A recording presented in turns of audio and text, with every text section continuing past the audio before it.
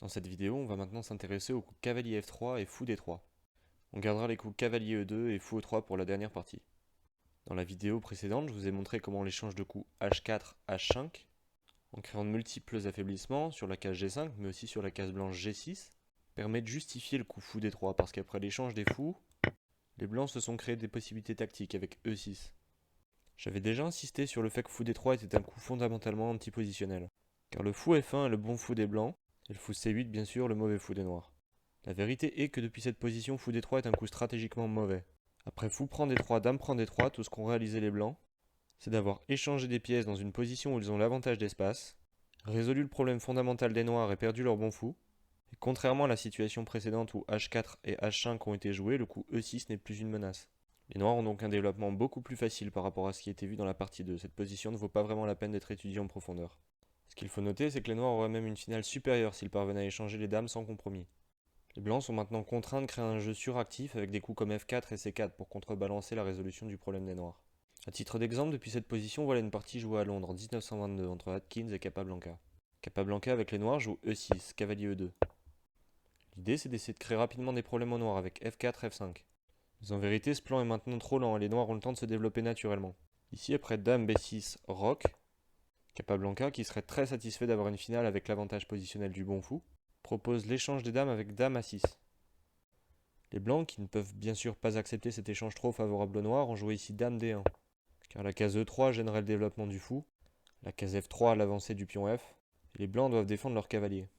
Capablanca a donc bien sûr continué avec les coups naturels de la position, C5, C3, cavalier C6, et vous noterez déjà que le plan F4-F5 est tout simplement impossible parce qu'après F4, les affaiblissements sur case blanche permettent aux noirs de jouer cavalier H6. Et ce sont eux qui ont tout le contrôle de l'aile roi.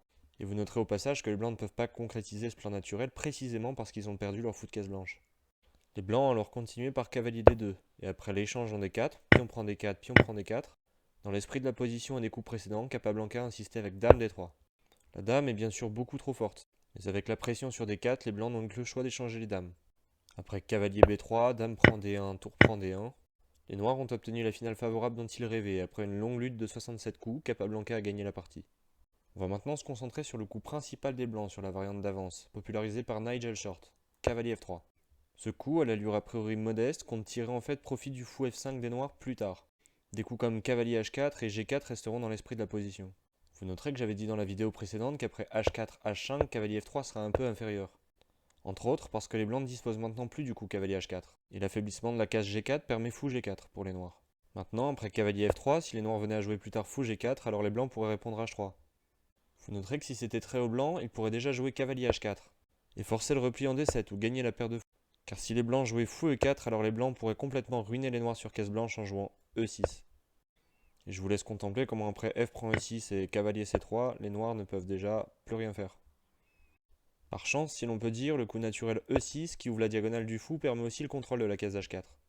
Et c'est très important car les noirs ne veulent certainement pas rendre la paire de fous sans contrepartie. Il est très important de se demander naïvement dans un premier temps ce qu'il adviendrait si les blancs mettaient tout en œuvre pour quand même essayer d'obtenir la paire de fous avec cavalier H4. Une première idée pour essayer de gagner le contrôle de H4 tout en se développant serait de jouer fou G5, gagnant en tempo sur la dame noire, mais en vérité après la sortie dame B6, les noirs n'ont pas perdu de temps et ont pu jouer leur coup thématique en attaquant deux cibles. Et les blancs devraient maintenant perdre un temps en jouant B3 et dame C1, les noirs sont satisfaits. Les blancs n'auront pas le temps de jouer cavalier H4 parce que les noirs vont insister sur le pion D4 avec C5 et cavalier C6. Une autre idée maintenant ce serait de jouer G3. Mais ce coup est lent, les noirs contre-attaquent rapidement avec C5, et les blancs ne peuvent pas se payer le luxe d'une nouvelle perte de temps avec cavalier H4. Ils vont bien obtenir la paire de fous, mais à quel prix? Fou E4, F3 seul coup. Sinon sur tour G1 les blancs sont déroqués, et sur fou G2 les noirs sont très contents d'échanger les fous de case blanche. Et après fou G6, les blancs ont effectivement obtenu la paire de fous, après cavalier prend G6, H prend G6, mais à quel prix? Leur aile roi est affaibli de façon permanente, les noirs disposent de la colonne H, ils ont un avant-poste en F5 pour leur cavalier, une pression sur D4, les coups de développement naturel de la position avec cavalier C6 et dame B6, ils ont résolu leur problème fondamental d'ouverture et disposent d'un bon fou. Les noirs sont gagnants ici. Vous voyez donc que les blancs ne peuvent pas immédiatement tirer profit du fou F5 des noirs. Mais les blancs ont tout de même l'avantage d'espace, et de belles diagonales pour leur fou. Ils peuvent plus tard compter sur un coup comme C4 et pourquoi pas immédiatement, et les noirs devront veiller au contre-jeu des blancs sur l'aile roi. Quels sont donc les enjeux stratégiques des noirs dans cette position? Bien sûr, avec cette structure française, C5 est un coup thématique, et après le coup principal fou E2, il pourrait être joué immédiatement. Mais les noirs disposent d'une idée plus flexible. Mais c'est d'abord aux blancs de jouer, on se demande bien quel ordre de coup il doit suivre pour se développer. Comme on l'a vu, sur fou G5 suivrait dame B6. Les blancs ne savent pas encore quelle case serait la plus judicieuse pour leur fou. A priori, fou E3 pour anticiper le coup des noirs C5 constituerait encore l'idée la plus logique. Mais je vais vous montrer dans un instant pourquoi ce coup constituerait stratégiquement potentiellement une petite imprécision. Et si le cavalier blanc joue tout de suite en D2, alors il devra par la suite rejouer pour laisser la place au développement du fou. La seule pièce dont on est sûr du développement en fin de compte, c'est le fou F1. Il n'a effectivement que la case E2 puisque vous savez que sur fou D3, les noirs seraient très contents d'échanger. Et maintenant, les noirs, outre C5, disposent du coup plus flexible cavalier D7. Le cavalier contrôle à la fois C5 pour soutenir l'avancée du pion, mais fait également pression sur E5 pour soutenir F6. En comparaison de la française, le coup F6 est beaucoup plus favorisé dans cette ligne, parce qu'essentiellement le fou de case blanche est quand même là pour venir contrebalancer les faiblesses qu'engendrerait le coup F6. Et ça sera d'autant plus vrai quand le fou viendra se nicher en G6 comme vous le verrez par la suite. Alors cette position elle constitue vraiment la base de cette variante cavalier F3. Et pour les raisons précédentes, vous pouvez déjà deviner quel est le coup principal ici. De manière générale, dans une position où les enjeux sont stratégiques et pas tactiques comme c'est le cas, essayez toujours de trouver l'ordre de coup le plus flexible vous ouvrant le maximum de possibilités pour répondre aux coups futurs de votre adversaire. Développer le fou ne tient pas ici assez compte des plans des noirs car on ne sait toujours pas s'ils vont plutôt opter pour F6 ou pour C5. Un coup dont on est sûr, c'est petit roc. Mais voyons ce qui pourrait se passer si les blancs optaient pour un développement rigide avec fou E3 à la place, comme dans la partie jouée entre les maîtres Lee et Lagdawala à Los Angeles en 1999. Comme déjà précédemment expliqué, les noirs pourraient déjà tirer profit d'un coup comme dame B6 en faisant perdre un temps car les blancs devraient jouer dame C1 par exemple. Mais les noirs ont préféré opter pour une approche simple et très classique de la position. Le cavalier, comme bien souvent, aimerait trouver un avant-poste en F5. Le coup fou E3 décourage quelque peu le coup C5. Et même s'il est vrai que dame B6 gagne un temps sur le pion B2, ce coup permet à nouveau potentiellement plus tard cavalier H4. Somme toute, si le cavalier parvient à arriver en F5, il attaquera en même temps le fou E3, tout en mettant aussi pression sur le pion D4. En outre, puisque le coup C5 est découragé par fou E3, les noirs vont plutôt préparer une rupture au centre avec F6. Mais puisque ce coup enlève le contrôle de la case H4 à la dame noire, les blancs pourraient potentiellement exploiter ce facteur en jouant cavalier H4. Si le fou était en G6, après F6, il pourrait trouver une case de repli avec fou F7. Les noirs ont un plan pour mettre en œuvre toutes ces idées simultanément, et c'est le suivant. Ils commencent par jouer fou G6, libérant ainsi la case F5 pour leur cavalier. Et maintenant, après le coup naturel petit roc, que doivent jouer les noirs? Le plan, c'est bien sûr d'amener un cavalier en F5, mais quelle route choisir? Si le cavalier vient en E7, alors tout comme sur F6, la case H4 n'est plus protégée et les blancs peuvent y amener leur cavalier. Les blancs vont s'emparer de la paire de fous et obtenir un petit avantage durable. En réalité, le meilleur développement ici, c'est le coup très provocateur cavalier H6. Les noirs maintiennent le contrôle de la case H4 en empêchant le saut du cavalier. Au prochain tour, ils pourront jouer cavalier F5. Les noirs font aux blancs l'affront de les laisser prendre en H6. Quelles sont les raisons qui motivent cette décision? Les blancs ont certes doublé les pions des noirs, mais ils ont maintenant perdu la paire de fous. Les noirs pourraient potentiellement tirer profit de la colonne G, et la libération de la case G7 peut être vue comme un gain de temps pour le développement du fou suivi du coup F6. Ajoutons à ça deux facteurs auxiliaires, si les blancs parvenaient tout de même à réaliser cavalier H4, cavalier prend G6, alors ils renforceraient la structure des noirs.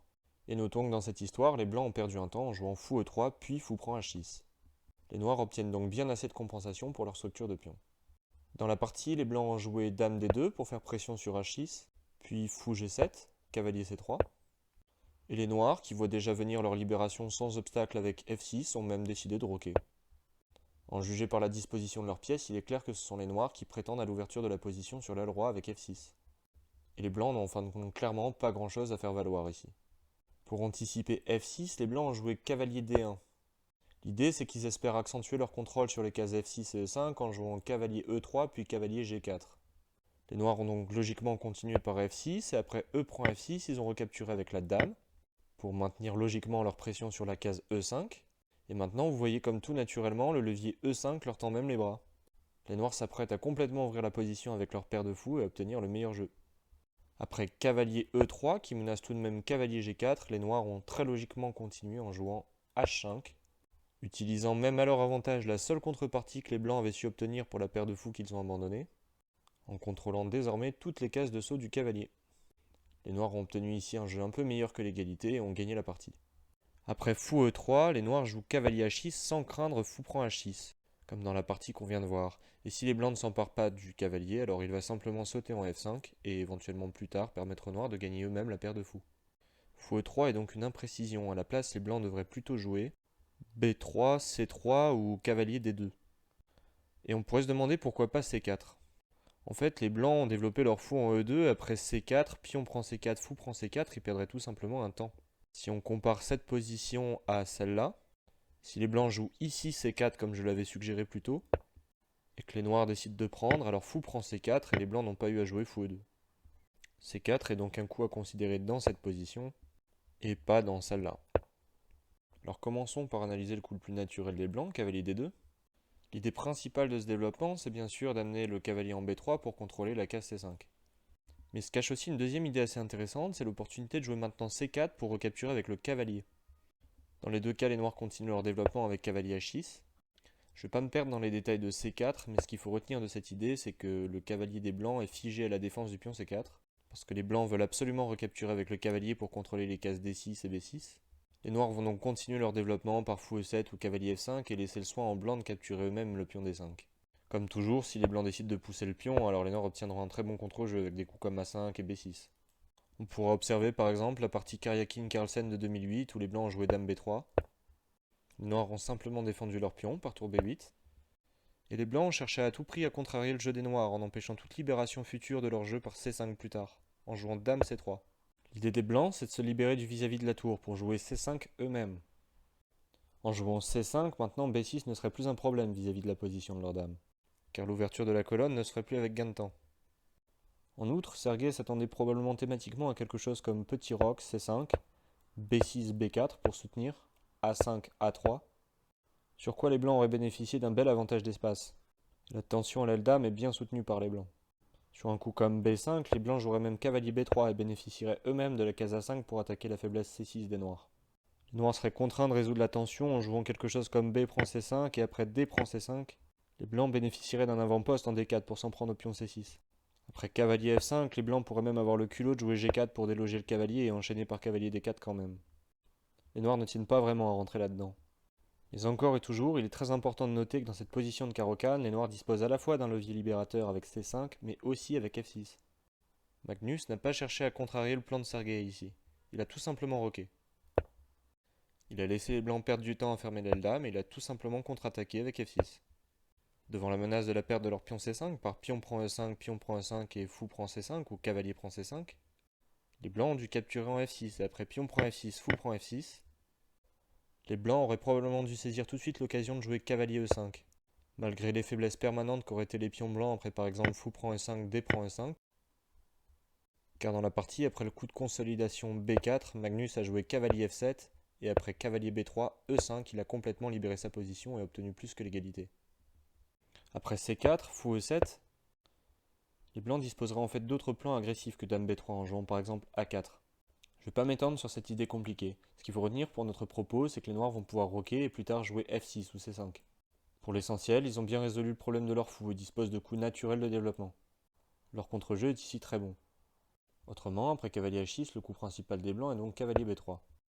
Les noirs peuvent naturellement compléter leur développement avec cavalier F5. Mais comme précédemment expliqué, fou prend H6 n'est pas une menace ici. Les noirs pourraient aussi, s'ils le souhaitaient, jouer plutôt fou E7 en considérant que les autres coups de développement des blancs ne sont pas meilleurs et seulement ensuite jouer cavalier F5. Après par exemple fou E7, fou F4, les noirs peuvent par exemple estimer que le fou F4 sera vulnérable après l'ouverture de la colonne F par F6 à l'attaque d'une tour en F8. Mais autrement, après le simple cavalier F5, que font les blancs? Les coups de développement les plus évidents des blancs semblent en fait assez modestes. On peut par exemple penser à un coup de développement comme tour E1 qui sous-entendrait que les noirs joueraient F6. Mais qui a dit qu'ils n'allaient pas opter pour C5? Les blancs restent encore finalement hésitants sur la case de sortie de leur fou. Il n'est pas évident de voir quel plan serait visé par les blancs sur la sortie du fou sur l'une de ces trois cases. Comme précédemment expliqué, C4 réfère philosophiquement l'acceptation que fou E2 était une perte de temps après la capture du pion. Maintenant sur fou F4, on transpose essentiellement sur la discussion qu'on vient d'avoir, après fou E7. A titre d'exemple, une partie a été jouée entre Dominguez Pérez-Lenier et Artemiev Vladislav en 2020. Ici, Artemiev a roqué. Et ironiquement, Dominguez n'a ici rien trouvé de mieux à faire que fou D3. Et en vérité, ce coup ne menace strictement rien, les blancs ont tout simplement accepté l'idée qu'ils n'avaient rien de mieux à obtenir de cette position que la nulle. Ici, Dominguez égalise sans peine en jouant C5 et après D prend C5, cavalier prend C5, cavalier prend, fou prend. Les blancs ont joué le coup de développement tranquille Dame E2 et les noirs égalisent sans peine avec cavalier H4. Si les blancs déclinaient par exemple l'échange en centralisant leur cavalier, alors les noirs pourraient tout simplement échanger leur mauvais fou contre le bon fou des blancs. Le cavalier reviendrait maintenant en G6 et ce sera le pion E5 des blancs qui serait pris pour cible. Et le pauvre fou de case noire passif serait réduit à le défendre. Les blancs ont donc accepté l'échange et après dame prend H4, fou E3. Les noirs peuvent même obtenir un avantage en liquidant complètement la position par fou prend E3, dame prend E3, fou prend D3, dame prend D3. Car ils peuvent maintenant s'infiltrer sur la case faible C4 en jouant tour C8, tour C4. Et si les blancs voulaient chasser cette tour de cette forte position en jouant B3, alors il se créerait une nouvelle faiblesse en C3. Mais à la place de cette idée, Dominguez a simplement joué tour C8 et obtenu un avantage suffisant pour gagner la partie. Dans cette position, les cavaliers noirs sont très harmonieusement postés et exercent une forte pression sur le centre des blancs. Les noirs peuvent à tout moment décider de jouer F6 ou C5, et tant que le cavalier noir est posté en F5, le coup cavalier H4 n'est même plus un souci. La position des noirs est très solide et les blancs doivent réaliser un véritable travail d'orfèvre pour retirer quelque chose de leur avantage de début. A titre d'exemple, depuis cette position, une partie a été jouée entre les grands maîtres Henrik et Roustem en 2008. Les blancs ont commencé par anticiper C5 par le coup de consolidation C3. Vous noterez au passage que, somme toute, les noirs ne peuvent pas se précipiter de jouer C5 ici. Les blancs pourraient profiter de la diagonale blanche affaiblie en procédant à tous les échanges en C5 et en continuant par dame A4, sur quoi dame D7 n'est bien sûr pas possible. A la place, les noirs ont maintenant joué A6 pour soutirer la case B5 au fou dans la variante qu'on vient de voir. Et les blancs ont alors mis à l'exécution un plan curieux.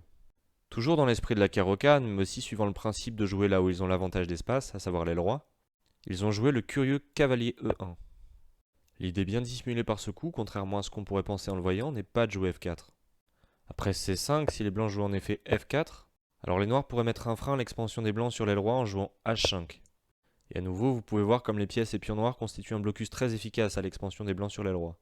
G4 transformerait la position en une lutte tactique très aiguë après cavalier H4, et seulement maintenant F4 par les blancs. La position est à double tranchant, les blancs disposent d'une expansion très agressive à l'aile roi, mais s'ils n'en profitent pas suffisamment à court terme, alors à long terme, l'exposition de leur roi pourrait leur causer des soucis. Les noirs contrôlent tout juste assez la case F5 pour freiner l'expansion des blancs avec l'avancée du pion. Les noirs ont une soupape de sécurité avec fou E4, mais en attendant d'être vraiment sous la menace de F5, ils peuvent toujours continuer leur développement avec tour C8. Les blancs comme les noirs vont devoir jouer de façon très précise. Je remettrai l'étude de ces variantes aiguës à d'autres vidéos. Dans la partie après C5, les blancs ont en fait continué plutôt par G3. L'idée est d'obtenir plus tranquillement la pression sur le fou G6 en jouant cavalier G2 et cavalier F4. Mais il se cache en fait une autre idée. Si le cavalier était déjà en F4, vous voyez quel genre de plan il pourrait adopter? La présence du pion G3 couplée à la pression du cavalier sur G6 offre aux blancs la possibilité de rajouter la pression par H4 puis H5. Les blancs développeraient en fait une attaque très forte sur l'aile roi. Les noirs ont préparé un plan très subtil pour contrer cette idée. Ils commencent par compléter leur développement avec tour C8. Les blancs jouent logiquement cavalier G2. Et maintenant, les noirs révèlent leur contre-jeu avec C prend D4, C prend D4, et la très subtile retraite cavalier E7. Les noirs menacent en fait tout simplement la case C2, avec l'idée de liquider leur mauvais fou tout en brisant la structure de pion des blancs. Les blancs ont dû se résigner à abandonner leur plan en jouant fou D3, et après cavalier C6, fou prend G6, H prend G6. Les noirs ont obtenu un développement très satisfaisant et ont résolu leurs problèmes d'ouverture. Depuis cette position, les blancs peuvent également envisager quelque chose de plus direct avec l'agression G4. Mais en vérité, après cavalier H4, les blancs ne disposent en fait pas de fou G5 à cause de cavalier prend F3 intermédiaire. Et si à la place ils jouaient cavalier prend H4, alors l'agressive sortie de la dame en H4 est difficilement punissable. Que les blancs jouent l'agressif F4 ou le coup de consolidation fou F4 avec l'idée de revenir en G3 pour chasser la dame, les noirs ont en fait le temps de jouer quand même H5. Et après fou G3, l'intrusion de la dame en H3 ne peut pas être punie. Les noirs menacent simplement d'ouvrir la colonne par H prend G4. Et sur la tentative de fermer le jeu par G5, les noirs pourraient même continuer par H4. Un coup qui a l'air d'avoir raté la tactique fou G4, mais qui en vérité est contré par une sublime séquence tactique des noirs après fou prend C2 pour dévier la dame blanche. Et sur le coup dame E2, qui essaie de maintenir la dame H3 prisonnière, les noirs poursuivraient en fait la dame blanche avec fou D3, nouvelle essai de déviation. Et maintenant, si la dame revenait en D1 avec l'espoir de répéter les coups, alors les noirs pourraient en fait tout simplement tout liquider en prenant F1 et puis récupérer encore une pièce de plus en G3. Après dame prend F1, dame prend F1, fou prend F1, tour prend F1, pion prend G3, les noirs sont complètement gagnants. Et si à la place les blancs jouent dame F3, Alors les noirs continuent et poursuivent avec fou E4. Et ils ont maintenant en plus le viseur sur G2. Vous pouvez ici mettre en pause pour vous convaincre que la meilleure chose que puissent obtenir les blancs, c'est fou prend H3 et après fou prend F3, fou F4 est forcé. On constate que toute la position des blancs est affaiblie. Le pion G5 est une faiblesse permanente. Et les noirs n'ont que l'embarras du choix sur leur manière de procéder pour continuer. Vous voyez que l'immédiat G4 donne trop d'activité aux noirs en permettant la sortie de la dame en H4. Mais les blancs peuvent somme toute être ici un peu plus astucieux dans l'ordre de coup de leur développement. Ils peuvent jouer le coup de développement tranquille fou D2, qui incite les noirs à continuer logiquement par fou E7, et seulement maintenant choisir de jouer G4. Parce qu'après cavalier H4, cavalier prend H4, c'est maintenant le fou qui devra recapturer. Et ici, le fou, contrairement à la sortie de la dame, occupe une position un peu pataude. Maintenant, les blancs devraient continuer avec un coup agressif comme F4. Cette position est un point critique de la variante cavalier B3. La position est ici stratégiquement et tactiquement très compliquée. Les noirs doivent jouer avec précision pour désenvenimer l'attaque blanche. A titre d'exemple, dans la partie Grichuk-Alexander contre Wang Hao jouée en 2013, les noirs ont continué par F5. Un coup qui certes incarcère le fou des noirs, mais qui en contrepartie verrouille l'expansion des blancs, réduit aussi la mobilité du fou des deux, et surtout soutire le très fort coup F5 que les blancs comptaient jouer eux-mêmes. Maintenant, les blancs ne peuvent pas piéger le fou noir en jouant G5, parce que les noirs continueraient tout simplement par H6 et forceraient l'échange. Les blancs ont continué par fou D3, rajoutant la pression sur le pion F5 et menaçant une dangereuse infiltration sur case noire après pion prend F5, fou prend F5, fou prend F5, suivi de dame H5.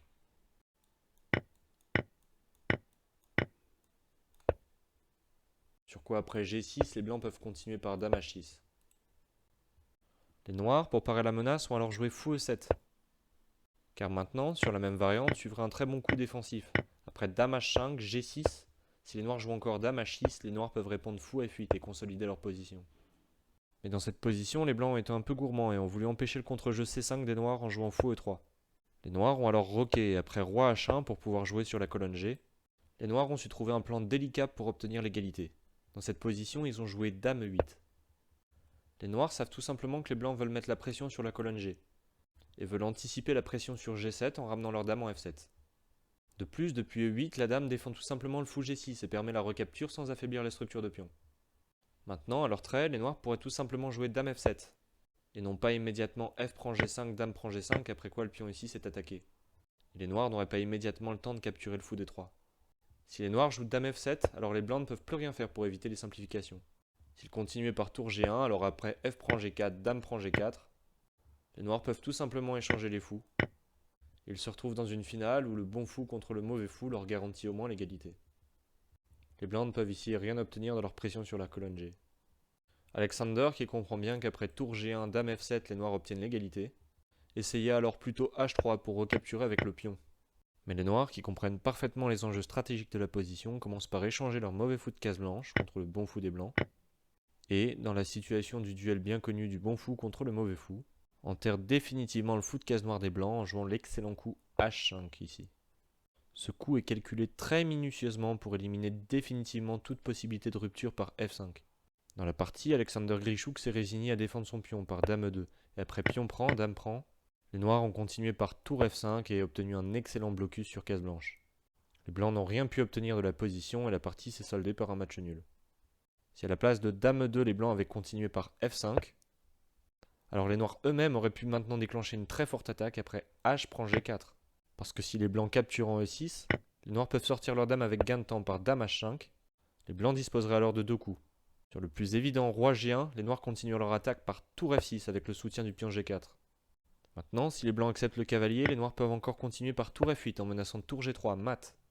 Après tour prend F6, pion prend F6, les noirs menaceraient tout simplement de s'infiltrer en G4 puis en G2 et d'avancer leur pion. Sur par exemple dame D2, les noirs peuvent continuer par dame G4. Après roi H1, suivrait tour F5 suivi de tour H5.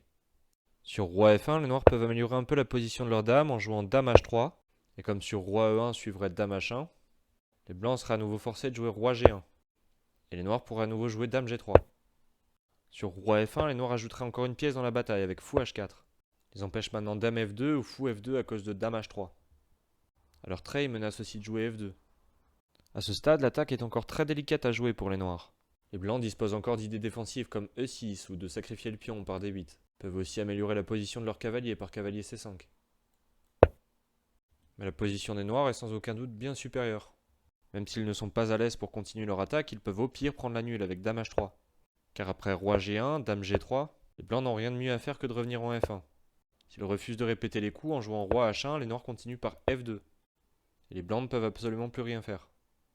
Si à la place de tour prend F3, les blancs décident de jouer tour F2, alors tour G3 gagne aussi la partie. Par exemple, sur tour G2, les noirs jouent tour H3. Et les blancs ne peuvent plus rien faire contre tour H1. Si à la place, les blancs jouent Roi F1, alors l'échec en H3 est mortel. Les blancs devraient défendre leur fou avec Roi E2. Et après tour prend F2, Roi prend F2 forcé, sinon la dame est perdue. Les noirs joueraient tour G2 et le roi blanc n'a pas de bonne case de fuite. Sur Roi F1, les noirs m'attendent 2 coups avec Dame H1. Et sur Roi E1 suit Dame H4 échec. Où le roi ne peut toujours pas revenir en F1 à cause de Dame H1. Et sur Roi D1, l'échec en H1 est quand même mortel. Ce sacrifice est bien sûr long et sinueux. Les variantes ne sont pas forcées, et ici le roi blanc pouvait par exemple venir en G2. On aurait pu faire exactement le même travail pour arriver à la conclusion que les noirs obtenaient aussi une attaque gagnante. Même après Roi G1, tour F3, les blancs ne sont pas obligés de capturer le cavalier pour essayer de trouver une autre défense. Le propos n'est pas de savoir ici si les noirs gagnent de manière forcée, mais plutôt de comprendre que, depuis cette position, comme annoncé bien plus tôt dans la partie, les blancs finissent par payer sur le long terme les faiblesses qu'ils ont occasionnées pour leur jeu dynamique. Alexander n'a pas pris le pari risqué de s'aventurer dans les eaux dangereuses du coup F5. Il a bien compris que les noirs avaient d'excellentes chances de contre-jeu avec H prend G4. Dans la dernière partie, avant de considérer les derniers coups principaux des blancs dans la variante d'avance, on fera le tour des dernières options des blancs, ici C3, Fou G5 et A4. Mais en conclusion, vous comprenez bien que si le coup principal retenu par la théorie est Fou D2 dans cette position, c'est que les blancs ont bien du mal à faire valoir leur avantage de début et doivent jouer de façon très précise pour en obtenir quelque chose.